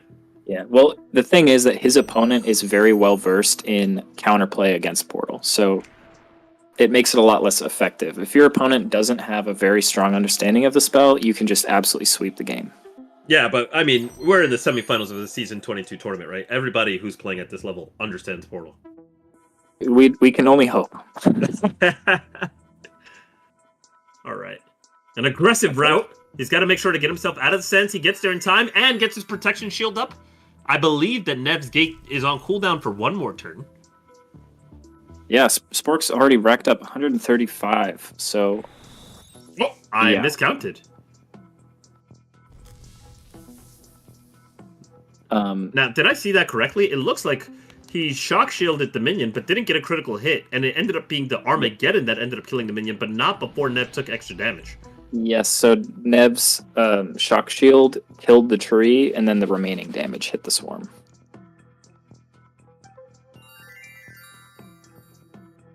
Nev aiming to get back a little bit of his protection shield, and now Spork has to decide, is he going to brave the tunnels and try and chase him down, or is he just going to keep developing? I'm going to be honest with you, I think that Spork is out of his mind if he doesn't make an aggressive play the next turn, because and on that turn, I don't even know if summoning the Swarm was worthwhile. You do make a little bit of forward progress by getting a Swarm on board, but here's what you lose out. One, the Armageddon has a chance to just take out your Swarm, and it looks like he's under crazy duress right now, right? Two, it gives Nev the opportunity to put on pressure with Orb Decay. We see that as well. Three, it gives a turn of cooldown for Nev's Arcane Gate to come back up, and the game getting drawn out really favors Nev. It's like I said in the last game, when Nev had the HP advantage, right? We see that, like, Nev is gaining back all his health. Not only is he gaining back his health, but Spork has a huge shield advantage. Spork needs to be playing his HP advantage to his favor, putting pressure on his opponent. I think he's doing good. I think Nev is taking Burning Sands damage more than Spork. At a higher rate. Oh, well, I'm pretty sure Spork can just drain him off the... Oh, yeah. Well, he doesn't even need to drain. He could shock shield or shock bomb. Cuckoo clock into a sink. That's gonna take out all. Actually, he didn't have any shield remaining. So but that's now, big damage. Yeah, now's the chance. Here, was his port on cooldown? It wasn't. It just came back up, so he won't take any sink damage here. But even still, this says okay. This tells me that Nev is finally willing to play aggressively. This is gonna be protection shield as he goes as far as he can. He realizes, I can sack any damage. My HP lead is insane. I'll sack the damage. Confidence now. Yeah. And Nev understood he's got to heal back up. His position is too important right now. Distance is everything. No gate for 3 more turns on Nev here. Spork, not quite in range. Locks his opponent into place. He says, I'm coming for you. Mm-hmm. That tree can easily be destroyed once Spork is good and ready. How does Nev answer? Patiently is the answer. Okay. Blocks it off. He knows that protection shield is on cooldown, so he makes Spork take a longer, more costly route around. Spork is able to both get out of the sandstorm in time and activate his storm shield before queuing. Yeah, so very well really played by him there. Nev gonna activate a fusion, gets back some health while Spork is making the long trip to try and chase him. This is a flash angle though. He could sink here. No, he's flighted. Oh, good call. Yeah, he's got 20 protection shield as well. I mean, what's the point of casting fusion if you're sitting in the Burning Sands? That's what I'm wondering. I think that your question that you've posed is a very good one, my friend. Okay, tower? No. Interesting. This is still favoring Spork. Definitely. A lot. Like, it's not close. Yeah, I think Nev is probably... Go ahead. No, go ahead. I was going to say the one saving grace for Nev is that he has his gate up and he can play this ring around the rosy game a little bit longer, but he hasn't really made any forward progress on the victory. On one hand, he's dropped Spork from 150 protection shield down to just 50. But on the other hand, his HP is 165, his fusion's cooldown, his gate is once again cooldown, his protection shield is coming off cooldown soon, but still on cooldown, right? Like, Spork is going to gain the tempo here, get his shield back up. He's willing to play this game. And now the question is, what's a turn timer, right? We're turn 42. Exactly. Yeah, we're turn 42. Nev, I think at this point, understands that he's probably not winning this game and is probably just trying to stall for a draw. But Spork's got the map destroyed in a way that really favors him a lot. Did it connect? Nice. That was a great shot. He knew he could ult it through the terrain. Good mechanical That was knowledge, an insane cuckoo clock. But now Nev can do the same thing with a little shock bomb if he wants to be. It's not worth. It's not worth. You got to do something though, you know. That's true. It's not worth, but it also is worth, right? Like he's got to try. Okay, he negotiates his way through the tree. His shock shield just expired. Oh, I thought he was gonna maybe Q. That would have been devastating. Okay. Port is not up. It's not up. Arcane Gate is not available. Does he tower? tapping out? No, mud ball. Very nice, very nice. He's still taking damage from the Armageddon here. 55. Yeah, Does Spork have the... Okay, he has Flash. He does not have Arcane Bomb. He's not on the tech. But does he even need it? First 55, now 70, now 40. Very well played. Clock towers through. And Probably he's blocking the portal. But I mean, like, do we just Pebble Shot into this or what?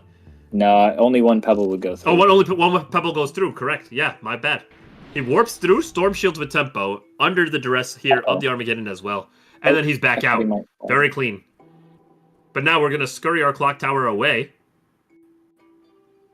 And there's the fusion. Nev is praying that he has time for a draw here. But here comes Spork. Shield damage there. Flight, and then I think he just drops a hammer on him. Boom! Down to 30 with a fresh SS onto his opponent with Armageddon everywhere.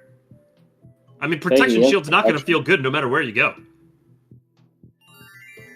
Oh, well, he found the right spot, at least. He did, yeah, that's facts. Yeah, Spork is out for blood. He is a few turns away. This could be Cuckoo Clock KO. There it is! Nice. Very well done. Takes it. Extremely well played by both players. And, you know, I love the fact that Nev really put his all into fighting for that draw. He really did. And you got to commend him for understanding all the defensive lines he could take. But once Spork was on his stride, once he had the corridors of the map routed out, and once he, you know, got his claws into him, he never let go. He made sure to clamp down and bite down until his opponent was bled dry. And that's going to advance La Spork into la finale, because he's going to go up against Oa to see who is going to reign as the Season 22 champion. And I think that outfit backfired at the end, because Nev was saying, you're getting third place, buddy, and Spork just absolutely proved him wrong. Yeah. It looks like we're going to have some interviews here. At least Spork is going to come and celebrate his victory with us a little bit. Hello, La Spork. Spork! Brother, what amazing gameplay we just saw from you tonight. How are you feeling after that win? That was a stressful series. I mean, you know, I'm feeling good. I feel like you know, I had some blunders here and there for sure. I think I missed a turn at one point in this third game. I can't remember exactly. I can't remember. I think it was early in the game, but it didn't really matter. I think important to, like, you mentioned. I think earlier you mentioned. I think Scoops mentioned we had like an even position, and so I think the idea that I was going for with how I was trying to situate myself relative to Nev is I liked he was trapped in that like area. He was trapped in that like that rectangular area, and the thing I like about that is he has to use a turn to get out of that, whether it's TPing out or arc bombing or whatever, and I'm trying to avoid being arc bombable. The idea is like he loses a turn for that, because if he stays there, the Arma's eventually going to overlap it. It may take 10, 20, 30 turns to do it, but eventually it's going to come through there and screw everything up. Plus I have the swarm going and I can tick the tower. So at that point I was feeling comfortable with my position. Right. And I think it kind of snowballed from there because I kept getting the swarm ticks off and kept building a prot difference. Well, I definitely think that you played an extremely strong Game 3 where you were able to systematically play a nice long game until you found your spot, sunk your claws in, and were able to take out Nev in that game. But, you know, there's a whole series to talk about. Talk to me about Game 1. When you're first loading up and getting ready to fight Nev, right? What's going through your mind? What do you expect out of your opponent there? What was one of your big, like, guiding North Star mentalities going into the match of what was your game plan of how you were going to win and how you were going to overcome specifically Nev? What were you thinking there? To be honest, I think what someone mentioned here earlier before, Nev likes to. I think it was that was when he was interviewing. said he was scared of Nev because Nev likes to bring diverse books and counter his opponent and whatnot. Mm-hmm. And Yes, that I was actually- Oa who said this. I agree with that. That's how Nev often plays. So it kind of surprised me that he went with a more generic and More traditional you style. know, traditional book, like a very similar book to what I'm running. Right. I think Yeah. I don't want to say specifically what spell the difference is, but I know we have a difference in our book, and it's not very large. You talking Portal So versus kinda- Bank? Actually, there's two differences between our books. Yeah. I'm sorry. Could you repeat what you said, Scoops? Because that was kind of quiet. I was just wondering if he was referring to Portal versus Bank. Yeah, that's what we were talking about here on the cast. Yeah. So personally, like I've been playing Portal for a very long time now. I was always like a Portal specialist in both Arc 2 and Arc 1. So whenever I get the chance to use it, I use it because I can usually find ways to make it work in my advantage tempo wise. Like if someone casts aura on me, I'm gonna get underneath that aura and prepare to double hit them, Mm. which you saw a few times. Yeah. And I was that's important very towards impressed getting by the that Portal clock gameplay. differential. Yeah, that's all. And with SS, it's even better because you can kind of do interesting stuff with SS and Portal. All Mhm. sorts of mechanics there. So I try and capitalize on that. I think on this map it makes sense because it's large enough that the map can get split up by the armas as well. So Yeah. Yeah, I must say, I was actually very critical of the Portal in mid-series. I was saying that, Nev had the Blood Bank available, you had the Portal available, and I was just stating, like, I think Blood Bank is such a essential spell, but here you are proving me wrong, not casting Blood Bank, casting Portal, and coming out on top. So, very well done there, and I definitely think that your assessment of how to approach the match was a huge factor in bringing this victory to you tonight, because you had a very solid, consistent strategy. You stuck to it, and it guided you into a W. So, in the game that Nev won, what would you say was really your downfall in that particular game? Like, why did you feel like things got out of control? Why did you feel like things were coming so favorably for Nev there? well, I mean, I'll be honest. I certainly was not happy with what the armas were doing. Yeah. But I definitely I think I made a few blunders. I think there was a turn where I queued on the left side Yeah. of the map, and then I got hit 60 damage. I got hit by the double arma twice. But the first question I should be asking is, why did I let on turn 1 before the arma? Why was I there? Why did I queue? All that. So there's no excuses. Right. I shouldn't have been in that area to begin with if I was playing it correctly. But I don't know. I think it all went downhill with that, because once I lost that 60 HP, that is such a huge amount of HP to be down by, even though it was mostly in prots, still effectively the same thing. Mm-hmm. Yeah, I mean, So- 60 HP is 60 HP. Yeah, this is this type of map's one that's very punishing if you get behind, which I think we've seen in all these Yeah. games. Like, very hard to make recovery if you're behind. Yeah. I want to point out too that that first game that Nev lost, it really seemed like battling the Burning Sands Yeah. was his downfall entirely. And also, yeah, hello, Nev. it's all about the sands. Speaking of that, I want to take a moment to introduce Nev also to the interview. Nev, welcome in. Thank you so much for joining us today. I know that sometimes it can feel very rough doing an interview coming off of a loss, especially a high-stakes match like that. So it's very noble of you, honorable of you, and representative of your stellar gameplay tonight and all the time that you would join us here tonight. Thank you so much for coming on. Thank you for having me. Of Yeah, it was course, of fun. course. The series was fun. Spork's just a lucky noob, Feel that? All the armas they were spawning on me. I'm just kidding though, but at game 2, no, actually game 3, I got stuck in the middle of the map. So when I towered trying to escape, it threw my whole game off. And Right. it set me back so much. So I couldn't really recover from then. But Yeah. I tried my best, but my whole strategy going into that was to just let Spork waste all his spells. and conserve mine. So like at the end, I could just close the game. Hmm. And I felt like I got really close, but when I treed off that portal, he was able to get through it. So I Yeah, just yeah. that's where I lost. I feel. I would agree. I think that the Portal gameplay coming out of Spork there was just phenomenal, and it definitely, not anything to be ashamed of losing to. Spork played that really, really well around his portals. So I'll ask you, because obviously we're revisiting that very storied moment of when you were trapped in the center in Game 3. Eventually, you got out, but by that time, the HP deficit from the Sands, the Summon Swarm that was befitting you from below, while the Sands were also coming, and just all the setup that Spork was basically able to get for free and control the map. That put you at a severe disadvantage in that game. You're telling me that you were saying, okay, you're hoping that he could spend all his spells there and that you could come back at the end.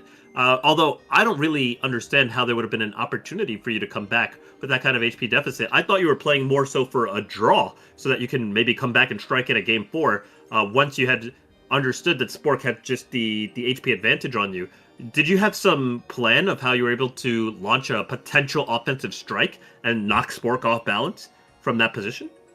So I was never really concerned about my own HP. Like, if he has nothing to kill me with, then he can't even, fight back. So that's the idea behind it.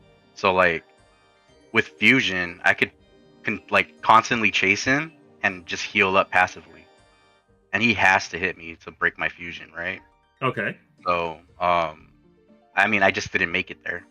But this book usually works versus like rush style play, because once they're all their spells are exhausted, they can't do anything. They just fold. And I see. his book is very hard hitting, but all his spells are limited. Right. Yeah. I mean, he finished you with consecutive cuckoo clocks, which I believe that's Yeah, only at that two point, yeah. at that point, I was basically out. I had one shock bomb left, and I think I used my final clock. Memory serves me right. Maybe I had one more. But I was definitely running low on ammo. Yeah, because I was counting them. So yeah, you did only have one shock bomb left. But so that was your strategy. You just stall out the game until hopefully Spork just has nothing left in the tank, and then you can come back that way. Okay. So like when he portaled me, like on the bottom left corner, right. That's where I was screwed because I tried treeing it off, but the tree didn't fit.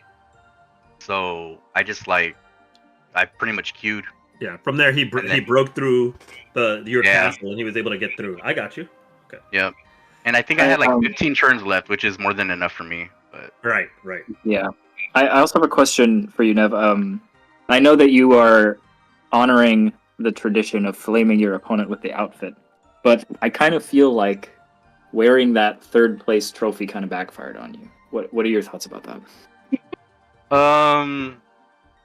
I mean, it's always gonna be my little thing, to BM my opponent and stuff. But I don't feel too bad about losing because I'm not really a tens player, to be honest. So me making it this far, I'm pretty proud of myself. So it's not a big deal. You have everything to be proud of. I think you played extremely admirably. You definitely showed a mastery of the Sands map here, and it was a solid game. Not just this game, not just this series, but all the way up to here. What you had to overcome and achieve. What we saw from you in the quarterfinals as well. Just absolutely fantastic gameplay the whole way through. So I really commend you for that. But to tag on to Scoops' question and throw a bonus question in there.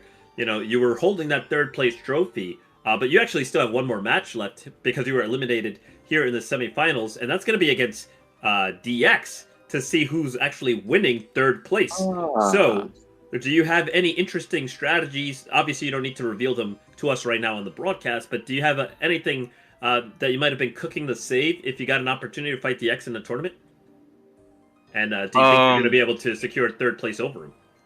So, fun fact, every time me and DX play in a tournament, I always eliminate him, so I expect this to be the same. Okay. I'll have some cheese for him, maybe. We'll see. I'll cook something up because he's flightless, right? There's a lot of things he can do versus flightless. So, his books are usually to play. He's not playing to win. He's playing to win, but his books are meant to draw every game if something goes bad. Right. So if he can't get that advantage with the Mega Boulder or something, the game will just draw. So I think I could cook something up to where he'll just lose. Maybe I'll sink him repeatedly or something. You'll see. Okay. I got something cooking. Maybe a little apparition book or something like that. Hey, I mean, I've been playing spoilers, Seer no a lot, spoilers. so I've been Sorry, what'd you I've been talking to Seer Comp a lot, so we're always cooking, so we'll see. Well, whatever comes out of the kitchen, I am more than happy to have a bite of it. So I'll be looking forward to seeing you in the third place match. Spork, back to you. My next question is, of course, we're talking about the other competitors. Nev is going up against DX for third place, but you, my friend, are going to be going up and facing Oa for the finals. How are you feeling about this match? Are you confident going up against Oa? Do you have a plan for his rush book? I mean, he revealed, some spells tonight that he'd been keeping in the tank.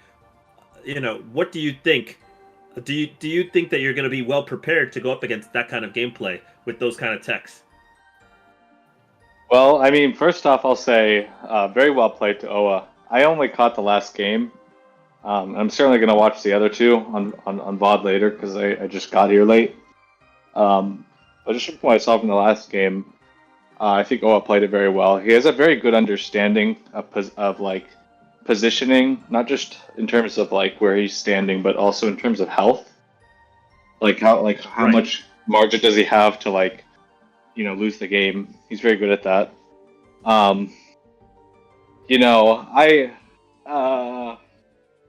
I think playing against him is certainly definitely more. There's more uncertainty associated with it. Like with DX, if I was playing against DX, I'd kind of know what to plan for because he's kind of doing the same stuff every time. He's doing what he's comfortable with. But with Oa, the games get very chaotic very quickly, and I think as Oa pointed out, I'm actually a pretty aggressive player as well. Mm-hmm.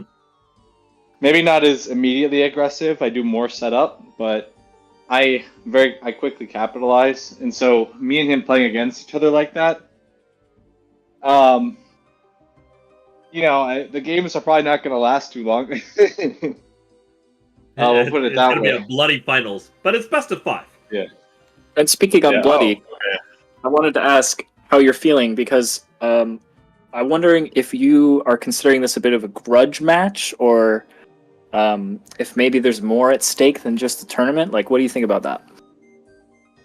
Mm-hmm. Well, I mean, it's no secret that me and Noah don't agree on a lot of things. So there definitely is a grudge match aspect to it. And just from reading what the community's saying, it seems like there's more to it than between me and Noah as well, because people are, saying, okay, well, Oa's representing the new age of how the game is played, which of course is very different in low times than it is in high times. Mm-hmm. I think me and Noah, for example, have very similar strategies actually in low times, despite maybe having very different strategies in high times. Nonetheless, it'll be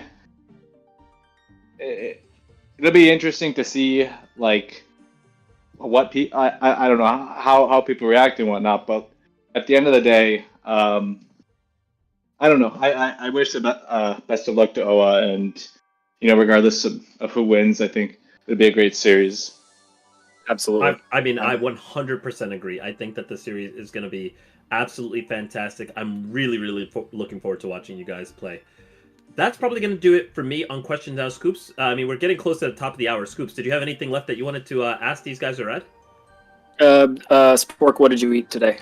Were you playing on a full belly or not? I did eat dinner before this. I did not have breakfast though. Also did not have breakfast. Well, that's very much a DX specific thing. I see. All right. Well, That's in that case, that'll pretty much conclude the interview. I will say this. Nev, once again, thank you so much for coming on. Congratulations on your quarterfinals performance and, tough break in the semifinals, but good luck in your match against DX. Is there anything you want to say to all the fans watching at home who've watched your journey up to this point so far and watched your excellent gameplay and your performance up to this point? Anything you want to say to, the fans, to anybody? Any words you have for us, Nev, before we sign off? Haters? Yeah, or the haters, yeah. I mean, just play the game, and everyone needs to stop bitching about balance. That's all. That's it. Quiet Well down said. on the balance and play the game. And Queue up. honestly, I think the game is very good, right? Like obviously, every single game that I've ever played has room for improvement, but Arcanist is in a good spot, and I hope that people can realize that. I do think that it has room to improve, room to evolve, but I think Pure has been doing a fantastic job. I think the implementation of the Book of Sands was fine, and I think the game is continuously moving upwards, trending into positive directions. So wise words coming out from Nev. Of course, Spork, I'm going to ask the same to you. Anything that you want to say, any final words, shout outs that you want to give, hatred to the haters, just anything you want to say to the community at large, anything at all. I mean, shout out to all the people that put me first place on the fantasy brackets. I'm gonna try and make it happen. Okay, Right. let's go. And I'm really looking forward, as I already said, to the finals match between you and Oa when that happens. Although we're not 100% sure when that's happening, everybody watching at home, that's going to be imminent. It's coming up real soon. The tournament will be coming to a close very, very soon. I'm not sure the third place match, we're going to try and put it first, just so that we don't have the conclusion of the tournament and then another match after that. We're going to try and put the third place match first. But either way, more Arcanist action is going to come very soon in one of these upcoming nights. So make sure you're following the Discord and that you're tapped in for the notifications so that you do not miss the action. Because just like the matches we had tonight, you're going to want to see this, okay? Nev, Spork, both of you, congratulations. Spork, congratulations again for advancing to the finals. Thank you both so much for coming on and talking tonight. We've just crossed the hour, so we're going to be signing off very soon. Scoops, anything else you wanted to say before we end the broadcast? Yeah, just what Nev said earlier. I just want to say it again. If you're Okay. listening to the stream, queue up, play the game, queue up, play ranked, queue up. That's all. That's it. Queue up. Wise words. Shut up and queue up. Before we sign off, I want to give a very beloved shout out to our tournament host and our broadcast lead, Ink, who has been feeling under the weather. He's been not well lately, which is why you haven't heard too much from him, even though he did chime in to help us out earlier. So big shout out to Ink, just always grinding behind the scenes and doing such a great job at making sure that all this action is brought to you guys live so that we can all enjoy the matches together and just always putting the community first. Thank you so much, Ink, for all the hard work you do. I deeply appreciate you. Yeah, okay? thanks, King. And of course, I also want to give a big shout out to Scoops. Scoops, it was absolutely an honor to be joined by you on the mic tonight. You're a legend, brother. And it was a really fun time casting alongside you. So thank you so much for joining. And I'm hoping that we can definitely do this again someday soon. Because sure. it's been a really fun time having you alongside me on the mic. Yeah, it's good times. Good times. Glad to be here. And of course, this is going to be us signing out. Your other commentator, your broadcast host for the evening, replacing Ink. My name is Pierce. You can also go and find me on my Twitch stream as well, Pierce7D, where I'm usually just doing bonus Arcanist content. By the way, Scoops, do you have any socials, any content that you put out? No. Personal? Okay. No. So no links for Scoops, but that's obviously okay. You can just find them right here on the Arcanist broadcast where you can find me. But you can also find me. Say again. You can find me in the queue, the 60G exactly. queue. Find him in the queue. Queue up. Play the game. You want more Scoops? Get on Grassy. All right. Get out there. Cast some spells. You'll find them. All right. That's what I like to hear, baby. Log on to the game. Throw some spells. But of course, you can find me at twitch.tv/Pierce7D, where I'll probably be watching Scoops' games. Okay. Go square up and hopefully watching yours too. All right. That's it. That's it for us, ladies and gentlemen. We had the great matches. We had everything. Everything went according to plan. And in terms of getting the highest quality Arcanist gameplay. And now, we're going to the finals very soon. We'll see you guys later. Much love, everybody. Good night.